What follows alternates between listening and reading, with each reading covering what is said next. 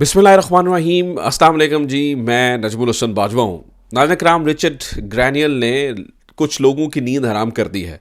अभी कल रात वाले ट्वीट्स का ये असर ख़त्म नहीं हुआ था कि अब नए ट्वीट्स ने ऊधम मचा दिया है, बल्कि यूँ समझिए कि एक नया गौरी रिचर्ड ग्रैनियल ने चला दिया है। पहले सिर्फ और सिर्फ फ्री इमरान खान तक बात थी, अब फ्री इमरान खान ही कानों में गूंज रहा था। उसी ने जो है ना वो दिमाग ख़राब किया हुआ था, लोगों के पेट में मरोड़ उठ रहे थे, लोगों को परेशानी हो रही थी, डिप्रेशन हो रहा था, ना जाने क्या क्या हो रहा था। अब बात वहीं पे ख़त्म हो जाती तो ठीक होता।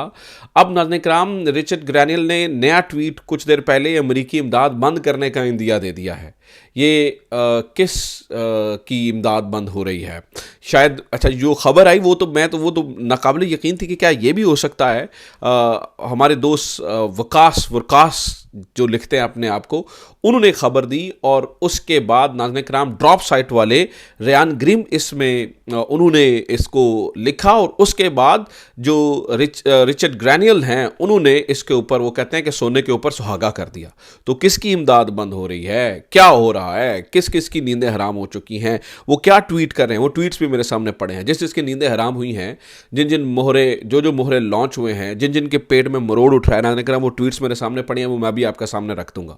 कहने का मतलब ये है कि नाज़रीन कराम अब ये बात वाज़ेह होती चली जा रही है कि सिर्फ वो रिचर्ड ग्रैनियल नहीं है, अमरीकी कांग्रेसमैन, इसके अलावा बरतानवी रुकने पार्लियामेंट, सब पूरी दुनिया, नाज़रीन कराम पूरी दुनिया इस बारे में देख भी रही है, लिख भी रही है, बोल भी है। कैनेडियन जो पार्लियामान है वहाँ पर क्या हुआ वो आपके सामने है। तो अभी ताज़ा तरीन रिचर्ड ग्रैनियल ने क्या किया है, ये नया ट्वीट क्या है और ये पुराने जो रात वाले ट्वीट से ज़्यादा ताकतवर क्यों है और इसका असर ज़्यादा क्यों लिया जा रहा है, और आगे अब बात शायद हफ्तों के बाद ख़त्म होकर दिनों पर आ गई है, आगे होने क्या जा रहा है ख़ास तौर पर पर्टिकुलरली इस कॉन्टेक्स्ट में, ये मैं नाज़रीन कराम आपके सामने कुछ तफसीलात रख दूंगा। कुछ खबरें आज अडयाला जेल से हैं। अडयाला जेल में इमरान खान ने अब किन लोगों से मिलने जा रहे हैं, बाज़ाब्ता तौर पर किसको दरख्वास्त कर दी गई है मिलने के लिए, जो ये यहाँ पर सिविल नावानी फरमानी वाली तहरीक है उसका क्या बना है, इसके ऊपर बात करेंगे। और कुछ खबरें सुप्रीम कोर्ट से हैं। जो जजेस तैनात होने हैं उनके लिए रूल्स बनकर आ गए हैं, रूल्स वेबसाइट पर डाले जाएंगे और उन रूल्स के अंदर क्या लिखा गया है इसके ऊपर भी बात करेंगे। तो कहने का मतलब है 4-5 अहम तरीन और इंपॉर्टेंट यानी कि बहुत ही अहम तरीन खबरें हैं। कोशिश करूंगा कि इन सब की तफसीलात एक एक करके आपके सामने रख दूं। सबसे पहले ज़रा ये ग्रैनियल साहब वाले ट्वीट्स वाले मामले को देखते हैं। कल रात जो हुआ वो मैंने तफसीलन उसके ऊपर वीडियोस कर चुका हूँ, उसको रिपीट नहीं करूँगा।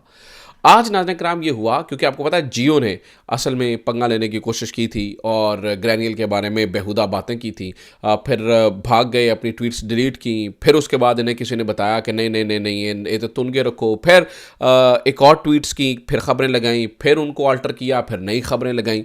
तो ये उनका काम जारी और सारी था। हुआ ये कि जो वकास जर्नलिस्ट हैं इन्होंने, और इनने माजी में बड़ी बड़ी स्टोरीज ब्रेक की हैं, इन्होंने ये इल्ज़ाम लगाया, मुझे नहीं पता कि अल्लाह जाने इस इल्ज़ाम में कितनी सदाकत है, लेकिन उन्होंने कहा कि जो जियो और जंग ग्रुप रिचर्ड ग्रैनियल के बारे में लिख रहा है और बोल रहा है वो किसी ज़माने में यूएस एड हासिल कर चुका है, उनके ऑनर यानी जंग ग्रुप जो है उसको यूएस एड मिल चुकी है।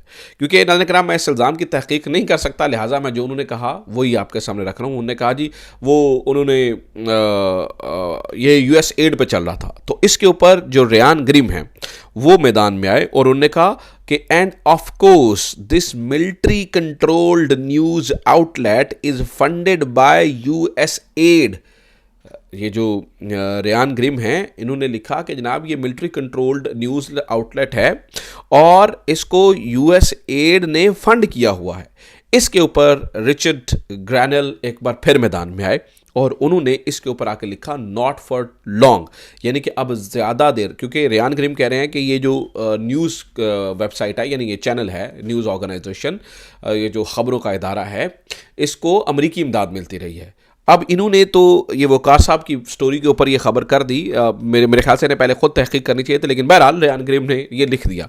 लेकिन खैर अब जो भी है वो तीर कमान से निकल चुका। इसके ऊपर रिचर्ड ग्रैनियल ने लिखा कि अगर इमदाद मिलती है, या उन्होंने लिखा नॉट फॉर लॉन्ग का मतलब है कि अब ज़्यादा देर नहीं मिलेगी। अगर इमदाद मिलती है तो यहाँ पर ज़्यादा देर नहीं मिलेगी। सिर्फ इन्होंने यहाँ तक भी नहीं रुके, फिर रिचर्ड ग्रैनियल आगे बढ़े और रिचर्ड ग्रैनियल ने क्या किया, उन्होंने एक और ट्वीट किया। हुआ ये था कि जस्टिस सिस्टम सपोर्टर, ये मेरे ख्याल से एक पाकिस्तानी अकाउंट है, जब ये रिचर्ड के ऊपर तनकीद हो रही थी तो उन्होंने ये लिखा था कि but Richard Grenell has millions of Pakistanis people support. तो रिचर्ड ग्रैनल ने उसको रीपोस्ट किया और ये इस वक्त सबसे ऊपर पड़ी हुई, रिचर्ड ग्रैनल के जो अकाउंट है उसके ऊपर सबसे ऊपर पड़ी हुई ये पोस्ट है, जिसमें वो लिखा हुआ है कि रिचर्ड ग्रैनल को मिलियंस ऑफ पाकिस्तानियों की सपोर्ट इस वक्त हासिल है। तो कहने का मतलब ये है कि नाज़रीन किराम, वो तो जो उन्होंने करना था वो कर गुजरे हैं और वो ठोक ठाक के कर रहे हैं।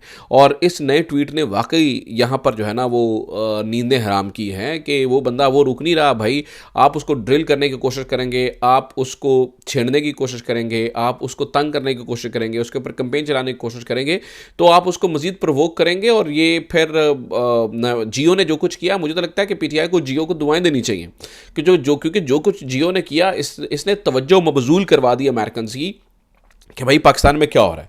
अब नाज़रीन कराम, यहाँ पर हुआ ये कि कुछ लोगों के पेट में बड़ा मरोड़ उठ रहा है। ऑब्वियसली उन्होंने ना जुल्म पे बोलना है, ना जबर पे बोलना है, ना किसी चीज़ पे बोलना है, लेकिन ऐसी चीज़ों के ऊपर बोलना उनका हक है। तो उमर चीमा साहब मैदान में आए और उन्होंने लिखा, क्या लिखा वो सुनिए जरा। वो कहते हैं जी, your love for Imran Khan is understandable but please note he is a leader of Muslim उम्मा who won't accept any relief offered under the USA's pressure. Instead, he admires those who broke the shackles of American slavery like Afghan Taliban. Are we slaves? Absolutely not, he said. Umar Cheema साहब कह रहे हैं कि भाई वो आपकी कोई इमदाद नहीं लेगा, वो मुसलमान उम्मा का लीडर है, दिस एंड दैट, यानी कि टॉन्ट करने की कोशिश की। अब नाज़रीन कराम, ये वो बंदे हैं, ये वो गिद्दे हैं माजरत के साथ, जिन्होंने ना जुल्म पे बोलना है, ना जबर पे बोलना है, ना किसी ऐसी चीज़ के ऊपर बोलना है। लेकिन हाँ, जहाँ पर इमरान खान के बारे में बात होगी तो उसको जो है ना वो कंट्रोवर्शियल करने के लिए ज़रूर आ जाना है।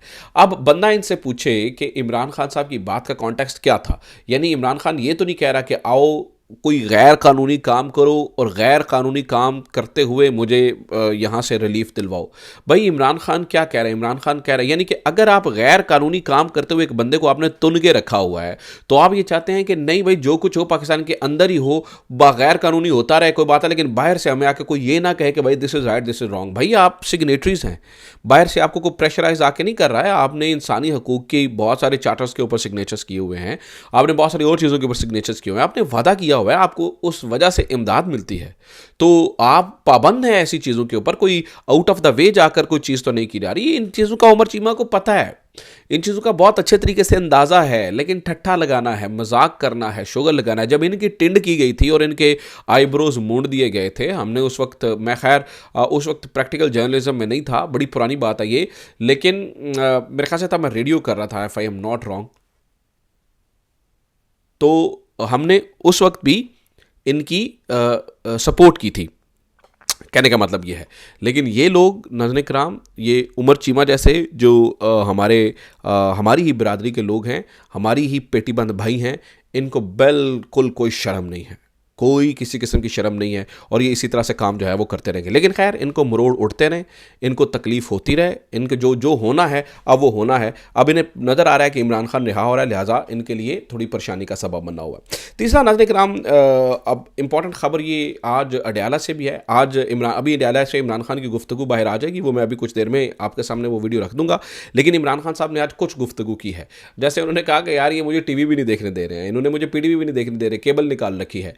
वो इमरान खान थे, भाई मैंने न्यूज़ नहीं देखनी थी, मैंने तो मैच देखना था, तो मुझे मैच भी नहीं देखने दिया। कहते हैं शुक्र है मैंने देखा नहीं है, वो पाकिस्तान 2 मैच हार गया है, मुझे तो जो है ना वो डिप्रेशन होना शुरू हो जाना था, तो अच्छा हुआ है कि मैंने नहीं देखा है। अभी इमरान खान साहब ने जो दूसरी बड़ी खबर है वो ये है कि नाज़रीन किराम, इमरान खान साहब ने फॉर्मल अब ये इस ख्वाहिश का इजहार कर दिया है कि मैं अपोजिशन लीडर्स से मिलना चाहता हूँ, उन तमाम लोगों से मिलना चाहता हूँ, एक इकट्ठा अलाइंस मैं बनाना चाहता हूँ। जैसे मौलाना फजल रहमान साहब के बारे में बात कर रहा था, अख्तर मेंगल साहब के बारे में बात कर रहा था, महमूद खान अचकज़ई के बारे में बात कर रहा था, इन सारे लोगों से इमरान खान मिलना चाहता है। लेकिन इमरान खान साहब ने यह भी कहा है कि मुझे डर है, इस बात का खौफ है कि ये वो लोग आएँ तो उनको रोक ना लें, जैसे इन्होंने अली अमीन गंडापुर को रोका, या जैसे इमरान खान की बहनों को रोक लेते हैं, तो उन लोगों को रोक ना लें। लेकिन मैं ये कहता हूँ कि अगर वो आएँ और इनको रोक लिया जाए, मौलाना फजल रहमान और ये सारे लोग आएँ और उनको रोक लिया जाए, तो इनके अपने लिए खतरे का सबब होगा, क्योंकि उनके दिलों के अंदर मजीद इनके लिए नफरत पैदा होगी कि यार ये हमें क्यों रोक रहे हैं, हम तो एक पॉलिटिकल डायलॉग के लिए जा रहे हैं, तो ये हमें क्यों रोका जा रहा है? तो बहरहाल ये हो सकता है। अभी इमरान खान की गुफ्तगू भी सामने बाहर आ जाएगी। नाज़रीन किराम, तीसरा नाज़रीन किराम, आज मैंने आपको बताया कि सुप्रीम कोर्ट के हवाले से कुछ आम खबरें हैं। सुप्रीम कोर्ट में जजेस तैनाती के लिए जुडिशल कमीशन के रूल्स का इब्तदाई मसवदा नाज़रीन किराम जारी कर दिया गया है। अब इस मसवदे में क्या है वो ज़रा सुन लीजिए। इब्तदाई मसवदा अवाम की राय जानने के लिए वेबसाइट पर जारी किया गया है। इस मसवदे में क्या किया गया है कि जजेस के तकर्री के लिए मेरिट प्रोफेशनल क्वालिफिकेशन कानून पर अबूर सलाहियत पर मुश्तमिल होगा। जजेस के लिए मेरिट में उम्मीदवार की साख और दबाव से आज़ाद होना भी शामिल होगा। जजेस के लिए नामजदगियों में वकला और सेशन जजेस की मुनासिब नुमाइंदगी होनी चाहिए। सुप्रीम कोर्ट में तैनाती के लिए तमाम हाई कोर्ट्स की मुनासिब नुमाइंदगी यकीनी बनाई जाए। सुप्रीम कोर्ट में तैनाती हाई कोर्ट से 5 सीनियर तरीन जजेस में से होनी चाहिए। हाई कोर्ट के चीफ जस्टिस की तकर्री 3 सीनियर तरीन जजेस में से होगी। जुडिशल कमीशन में तमाम नामों पर गौर करने के बाद वोटिंग का अमल शुरू होगा, ये उन्होंने कहा है। अब जब ये सारी चीज़ें तो टटकू में चली जाएंगी ना, कि अगर वोटिंग से ही चीज़ें होनी है, वोटिंग गवर्नमेंट के पास ज़्यादा है तो वो वोट करके अपनी मर्ज़ी के जजेस जो है वो बनवा लेंगे, और एग्जैक्टिव पहली बार ऐसा होगा, एग्जैक्टिव अपनी मर्ज़ी से जो है वो जजेस बनवा रही होगी, लेकिन इनको किसी किस्म की कोई जो है वो इसके अंदर ना शर्म है, ना इसके अंदर इन्हें कोई वो इसके ऊपर कोई चीज़ है। तो नाज़रीन किराम, ये इस वक्त की सूरत हाल है। दूसरा मैं आपको ये भी बता दूं कि इस वक्त जो है ना वो एक चीज़ जो बहुत ज़रूरी है वो ये है कि जो पीटीआई के अपने अंदर भी जो चीज़ें हैं वो ठीक नहीं चल रही हैं। पीटीआई के अंदर अपने अंदर जो है ना वो पार्टी के अंदर इख्तलाफात हैं, ये चीज़ें पीटीआई के लिए गड़बड़ हो सकती हैं। अदरवाइज़ अब आलमी तौर पर तो सत्य खैराना चीज़ें ठीक होना शुरू, और मुझे लगता है कि रिचर्ड ग्रैनियल अब इनके ऊपर जुल्म करने पर आ गए हैं। तो देखते हैं आगे क्या सिचुएशन बनती है। अपना ख्याल रखिए। खुदा हाफिज़। पाकिस्तान जिंदाबाद।